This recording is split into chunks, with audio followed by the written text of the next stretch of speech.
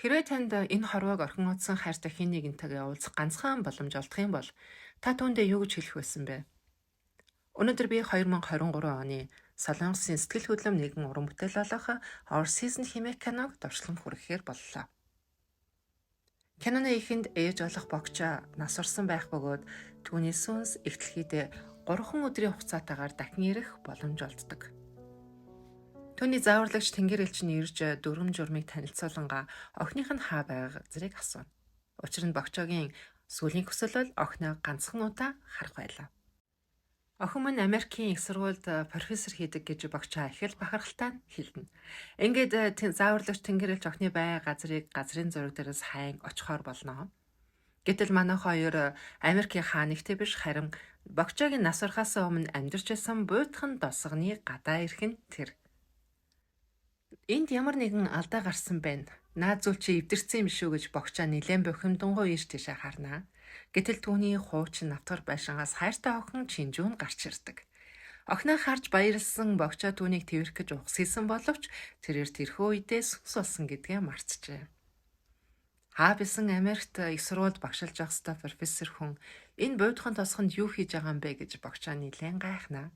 Ингээд чи намайг харж гин үү? Намайг сонсч гин үү? Үгүй чи энд юу хийгээд байгаа юм бэ гэж охиноо нилээн шалгана. Гэсэн ч охин түүнийг харсан чгүй сонссон чгүй. Харин ч эсэргээрээ охин ажлаа орхин хавсан буйдхан газрын ээжийнхэн ажиллаж исэн хоолны газрыг ажилуулахаар ирсэн байгаа нь. Үүнийг харсан Чинжүү баг зэрэг урам хугарна. Хоёр зочин ирж хоол захиалах үед амьдралтаа хоол хийж үзээгүй чи яаж захиалга авах гээд байгаа юм бэ гэж бас л богчоо бохинднаа. Гэтэл энэ үед охин гайхалтай гिचэн амттай шүлхийн хоёр зочныг дайлхан тэр. Үүнийг харсан богчоо гайхна. Одолгүй Чинжүү гэрийнхаа ойролцоо амьдрах ээжийнхаа хамгийн сайн найз нэгэн хөгшөнд очин тас худалдаж авахар болно. Гэтэл хөгшин түүнийг учир зүг өгөөнө. Учир нь хамгийн хайртай найзынх нь амиа тавьж биж өсгсөн бүхнээ зориулж биж эрдэм ном сургасан охин нь хаавсан тэр холоос ажиллаа орхин энэ буйдхан газар ирсэнд эмгэн нилээн сэтгэл дундуур байх бөгөөд түүнийг эндээс явуулах гэж бас муухай ажиллаад аавнаа. Гэвч энэ бүхэн Чинжүүд огтгонч нөлөөлсөнгүй. Энэ үед хөөрхий богчоогийн сүнс охиныхаа дэргэд суучсан бас л өглөн дуулаастай. Би чамайг энэ буйдхан досхонд хоол хийж амьдр гэж хамаг бүхнээ зориулаа юу? Их сургууль сургаж мэрэгжил боловсрал эзэмшүүлэх гэж би яаж зовлоо гэж бас л өглөн. Гэвч энэ нь Чинжүүгийн жихийг хангинуулахаас өөрөөр нөлөө үзүүлсэнгүй.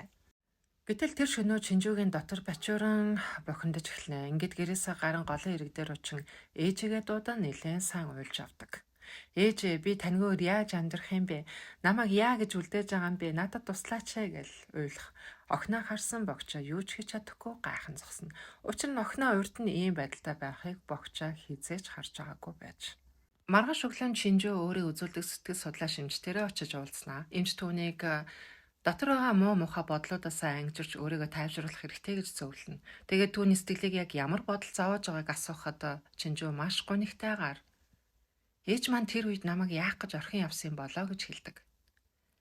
Гэтэл олон жилийн өмнө Чинжүүг баг жоохоо охин байх үед нь богчоо ажил хийх зорилгоор түүнийг хамаатныхаа айлд орхин нэлээд удаан хугацаагаар тустай амьдрахаар явсан байжээ. Энэ үйл явдал нь Чинжүүгийн зүрх сэтгэлд өнөө хүртэл маш том гомдлын хар толб болон үлдсэн тэрэж. За ингээд гунигтай байх үед нь Чинжүүгийн найз нь сөвүүлээсэрч түүнд хэсэг хань болохоор ирнэ. Гэтэл тэр хоёрыг гэртээ ирэх үед нь нутгийн хөгшчүүд цуглчихсан бөөн уриалсан болчихсон. Эндээс одоохон яв энэ газрыг чөлөөл гэж ойрлолдож байхын тэр. Учир нь бүгдээрээ ээж богчоогийнх нь найз нар бөгөөд найзынхаа ганц охиныг замаа алдан энэ амьдрахаас сэргийлж хөөж байгаа нь тэр үжээ чавс. Харин Чинжүү юу ч хэлсэнгүй гэртээ орон амттай сайхан хоолыг аягаар нь хийгээд хөгшчүүлийн урд гаран тавьдаг. Амттай сайхан хоолны үнэр чүлсээ залхин цогсох хөгшчүүл яахаа мэдгүй бинийгээ харнаа. Чинжүү тэдний хоолоор тайлна. Ингээд бүгдээрээ зах зугаас нь ихлэн хоол амсаж үзснэ. Бүгдээрээ амаа олохгүй эцэцгэж эхэлнэ. Юу өнөө урай лоодсон чагсаал цуглан бүгд хоолндоо орхон тэр. Хөгшчүүлийг хооллож дуусаад хоёр найз жаал ярьж суун. Найз охин түүнээс энэ газрын мухарч чухам юундаа хорогдоод байгааг нь гайхаасан. Чинжүү гонигтайгаар энд байх нь миний хувьд шийтгэл. Би энд байх ёстой гэж хэлнэ. Хэдэн жилийн өмнө ээжигээ нас барах үед сургууль дээрээ завгүй байх үед нь түүнд нэгэн дуудлага ирсэн нь хайртай ээж нь энэ хорвоогоос явсан тухай дуудлага байжээ. Завгүй хичээл ном ихтэй, ажил төрөл ихтэй гэж гүйж ээжийнхэн дуудлаганд нэгч хариулахгүй явсаар ээжтэйгээ уулзаж чадалгүй энэ хорвоогоос явуулсандаа Чинжүү одоо хүртэл өөрийгөө зэмлэж өөрийгөө шийтгэж байгаа нь энэ байж. Бага багт нь ээж нь Чинжүүд зориулж амттай сайхан банш хийж өгдөг байсныг Чинжүү санан тэрхүү амтыг дахин амтлахын тулд хэдэн зуун удаа хольд сольсон боловч тэр орцны амтыг яаж ч хичээгээд гаргаж чадсангүй. Адил нэг удаа нөгөө найз имээтэй ярьж суутал ингэн "Гэ танай ээж сонин хүн шүү. Баншиндын цагаан луун хийдэг байж лээ" гэж хэлнэ. Ингээд өнөө амттай сайхан орцны учрыг Чинжүү ойлгодог. Ээж нь зөвхөн хайртай охиндоо зориулан энэ гайхалтай амтыг, энэ жорийг гаргасан бөгөөд энэ амтыг Чинжүү дахин амтлахдаа ээжтэйгээ дахин уулзсан мэт санагдана. Чинжүү ээжигээ ямар их санснаа энэ үед ойлгодог. Үзэгдээс ойлгоход Чинжүүгийн өсвөр насны амьдралын дурсамж хөөрнө. Чинжүү хамаатныхаа ахын дүлдээснээс хойш богчаа охиноосоо тусдаа нэлээд олон жил амьдарсан нь ээжээ. Охиноо гэртээ авчран амттай сайхан хоолоор дайлж аль болохоороо богчаа хичээж байгаа нь харагдана. Гэсэн ч олон жил хүндээ амьдарсан тул ээж охин хоёрын харилцаа нэлээд хүндээ байх нь мэдэгддэг. Ийхүү ээж охин хоёрыг хоол унд болон суух үед хаалга нэгдэн өсвөр насны хоёр хүүхдэд дагуулсан нэгэн хижээлээр орж ирсэн нь энэ гэрийн эзэн байжээ. Гэтэл үүндээ энэ гэр богчоогийн гэр биш харин айлд амьдарч суунгаа гэр орных нь ажлыг хийдэг байж л дээ. Гэрийн эзэн ээжтэй их дээрэнгүү хандан харилцаж байгааг харсан Чинжүү таатай байсангүй. Тэгээд ээжтэй хандан "Би сургуулаа төгсөөд их сургуульд орохгүй харин ажил хийнэ. Харин та настай хамт амьдраарай" гин. Үүнийг сонсон богчоо дургуутсан "Чи заавал их сургуульд орох ёстой л" гин. Гэрийн зөв нулимс дөрн нүдтэй буцах хөөрхий Чинжүү сургуульд орж заавал амжилтанд хүрэх болно гэж өөртөө хамгардаг. Одоогийн Чинжүүгийн амьдралд эргэн ирцгээе. Нэгэн залуу тэдний гэрт зочлон ирсэн нь түүний икс сүйт залуу байлаа. Үүнийг харсан богчоо бас яаж дутах вэ? Ширээний ард тухлан суугаад тэдний яриаг шимтэн сонсно. Гэтэл ярианаас нь сонсохны залуугийн гэр бүл нилээн биелэгжүү бөгөөд хөөрхийн ядарсан ээжийг нь хуримд нь урихгүй гэсний төлөө охин Чинжүү сүүгээ цуцсан тухай ээж нь эндээс сонсдог. Өөрөөс нь болж сүүгээ цуцалж хурмаа болсонд нь ээж нь бухимдан "Яах гэж надаас олж амьдралаа боснуулж байгаа юм бэ" гэж уурлаад урдасаа хувингаа хөшгөлж орхитол өнөөх нь хөдөлчихнө. Аливаа эд зүйлд хүрч олохгүй гэдэг дүрм журмыг зөрчсөнийг мэдсэн өнөө зааварлагч тэнгэр элч давхгаад ирлгүй яах вэ? "За одоо таныг хугацаанаас чинь өмнө буцаанаа л" гэлээ. Үүнийг сонссон богчоо дургуутсан "Яалаа гэж би буцах юм. Миний хугацаа дуусаагүй. Охиноо ийм байдалтай үлдээхгүй л" гин. Энэ үед Чинжүү найзтай хамт ээжийнхэн шарилын газар ирж дахил өргөнө. Өнөөдөр ээж богчоогийнх нь төрсөн өдөр байлаа. Миний төрсөн өдрөөр ээж дандаа амттай хоол хийж өгч явуулдаг байсан. Харин би хизээч ээжтэй ганц ч удаа өөрийн гарын хоолыг төрсөн өдрөөр нь хийж өгч байгаагүй гэж Чинжүү харамсангүй өөртөө гимшин ярина.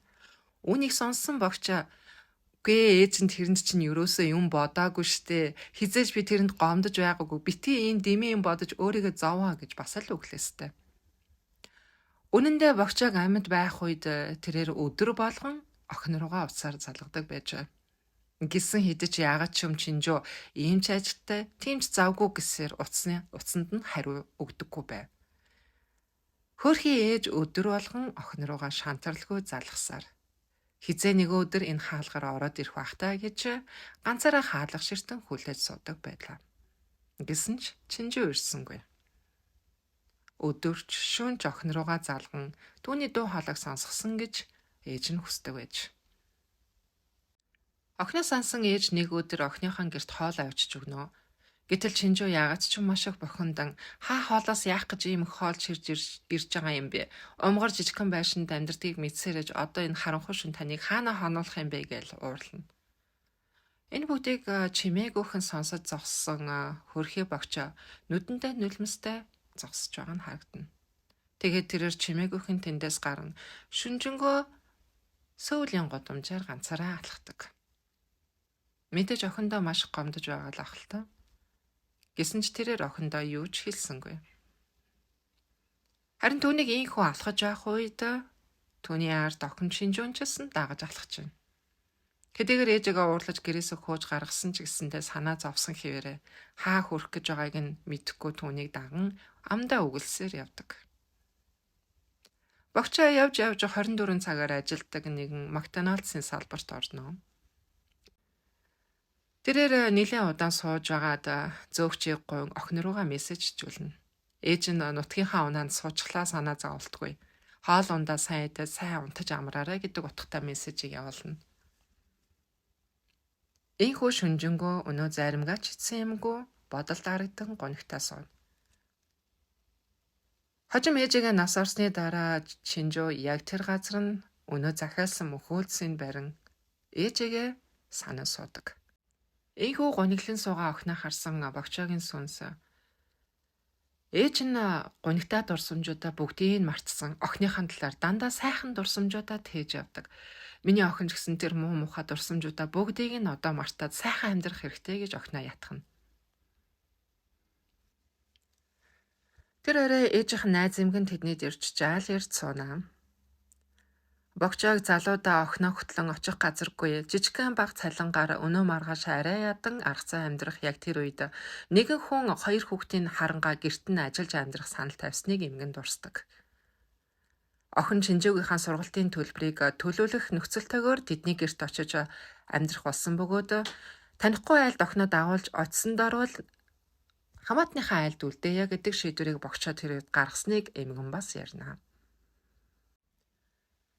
Тэр оройн Шинжүүгийн нойр хулжин ээжийнхэн тэмдэглэлийн дэвтрийг гаргаж ирж уншдаг. Түүн дээр ээж нь ямар их ганцаардж байгаагаа бас охиноо ямар их санан өгүүлж байгаа тухай бичсэн байдаг. Шинжүү үүнийг уншаад ээжигээ санан гунхирна. Багчаагийн хувьд ч гэсэндээ охин нь дотроо ямар их гомдол харуулсал ямар их уйтгар гуниг тээж явааг хараад бас л гуниглана. Ийм байдлаар тэрээр охиноо орхиод явахыг хүссэнгүй. Гэтэл өнөөх тэнгэр элчин ирээд одоо хугацаа ч болчихсон хоёулаа буцах ёстой шүү дээ гэж дахин сануулж богчааг яаруулна. Охиноо ийм их харуулсал гунигтай амьдарч байгааг харсан ээжийн сүнс яаж тайван явах вэ? Тэрээр тэнгэр элчээс гуйнаа. Би охинтойгоо ганцхан удаа уулзахыг зөвшөөрөөчтэй гэж гуйна. Харин тэнгэр элч за яах вэ? Та охинтойгоо нэг удаа уулзаж болно. Гэхдээ яг тэр цаг мөчөөс эхлэн та охиныхаа тухай бүх дурсамж, бүх ой санамжуудаа мартах болно. Энэ танд зүгээр гэж юу? Хизээ нэгэн цагт охин чинь үхээд сүнсэн тань дээр ирсэн ч гэсэн та охиноо танихгүй. Энэ зүгээр гэж юу гэж асууна. Охин минь л үлдсэн амьдралынхаа турш аз жаргалтай сэтгэл тавиан амьдарч байвал би охиноо дахин санахгүй байсан ч дахин харахгүй байх нь хамаагүй гэж хүрхээж тэнгэрлэгчээс арга ядан гуйна. Ийхүү тэнгэрэлч богчоог охинтойгоо нэг удаа уулзахыг зөвшөөрдөг. Шинжүү нүдэ нэгэд харахад түүний өмнө ээж нь зогсож байх бөгөөд ээжигээ олж харсан Шинжүү маш их баярлан энэ хугацаанд хаана байсан бэ гэж ээжээсээ асуув. Охиноо удаа хүлээлгчлээ гэж ээж нь гимшингүй охиноо зөөлөн хацартанд хүрнэ. Ийхүү ээж охин хоёр маш аз жаргалтайгаар уулзалтан дээр. Ээж өнөөдөр таны төрсөн өдөр шүү дээ. Би танд төрсөн өдрийн хоол хийж өгье. Өдөржингөө би танд хоол хийж өгөх юмсан гэж бодсон гэж Шинжүү хэлэн ээжтэй гараа гарган маш амттай сайхан төрсөн өдрийн оройн хоол бэлдэж өгдөг. Ийхүү хоёр биенээ маш их сансан ээж охин хоёр хоол дөрөн ширээний ард тухлан сууна. Ээж нь охиныхоо гараа гарган хийсэн амттай шүдийг идэн амттай байна гэж хэлэхэд Шинжүү маш их баярлан хөөрнө. Ээжтэй амттай гарынхаа хоолыг хийж өгсний дараа Шинжүү ээжийнхээ өмнө суугаад нулимс дөөрнүүдээр ээжээсээ уучлал гуйдаг. Өнөөдөр хүртэл тантай уцаар ярьдгүй байсныг маань дуудлагуудыг тань авдаггүй байсныг маань уучлаарай. Иймч ажилтаа тиймч завгүй. За дараа заалгыг тэгж байгаа заалгыг гэсээр өдөр хоногуудыг өнгөрөөсөн. Өнөөдөр ийм сайхан амьдрах боломжтой байгаа маань сайхан сургууль соёлд сурч боловсрох боломжтой байсан маань бүгд таны ач гавья. Надад байгаа бүх зүйл та өгсөн. Тандаа маш их баярлалаа. Харин таныгаа маш их дэндүү их ганцаардуулдаг байсныг маань уучлаарай гэж Шинжүү сэтгэлээсээ уучлал гуйдаг. Харин ээж нь зүгээр дээ миний охин. Ээж нь охиноо зүүдэнтэй ч орхиж байгаагүй шүү хэмээн охиноо тайвшруулдаг. Сэтгэлээ ярилцсан ээж охин хоёроо бие бинийгээ тэрвэн хэвтэнэ. Богчоо энэ хугацаанд ээжигээ маш их өгүүлэн санснаа ойлгох бөгөөд ээжийнхээ ингэр тэрвүүлж хэвтгэхдээ аз жаргалтай байгаа нь харагддаг. Өглөө босгоч минь та миний дэргэд байна эзтэй гэж Чинжүүг хэлнэ. Миний өөр азтай жаргалтай сайхан амьдрах хэрэгтэй шүү гэж богчоо охиндоо захин охиноо бөөлнө.